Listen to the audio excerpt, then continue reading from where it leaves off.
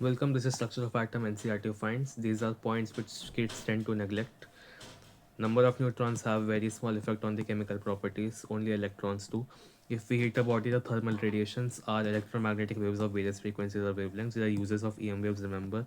Wave number has a weird definition, number of wavelengths per unit length. Diffraction interference explain only the wave nature and could not explain black body radiation, photoelectric effect, or variation of heat capacity as a function of temperature and the line spectra of hydrogen. This is a paragraph on black body radiation. Read it for conceptual clarity. Photoelectric effect has no time lag. Balmer is the only one in visible region. Rest in ultraviolet or infrared. These are dependency of electron radiation velocity on principal quantum number and atomic number. This is not the Rydberg's constant. This is the Rydberg's constant, and this value is actually Rydberg's constant divided by Planck's constant into the speed of light. Each spectral line is associated to a particle transition of hydrogen atom, and its brightness depends on the number of photons of that wavelength. Bohr's theory could not explain the splitting of spectral lines in magnetic or electric field called Zeeman and Stark effect respectively. Remember the names. Electron beam undergoes diffraction, showing its wave nature, and it was used to make electron microscope, which can do 15 million times magnification.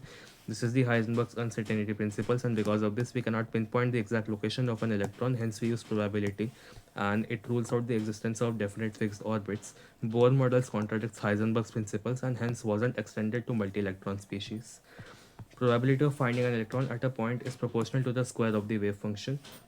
Schrodinger equation cannot be solved for a multi-electron atom, but using approximations, we see the orbitals in those atoms aren't much different from those of hydrogen, and the principal difference is actually increased nuclear charge. The principal quantum number determines the size and energy of any orbital. The azimuthal quantum number is basically this three-dimensional shape of the orbital, and its orbital angular momentum is root L into L plus 1 h upon 2 by Bohr magneton. Magnetic quantum number is basically the orientation with the standard set of coordinate axes, and ms refers to the spin of the electron. The Schrodinger, and this is basically the formula for probability density of any electron at any point, because this is probability per unit volume and this is dV.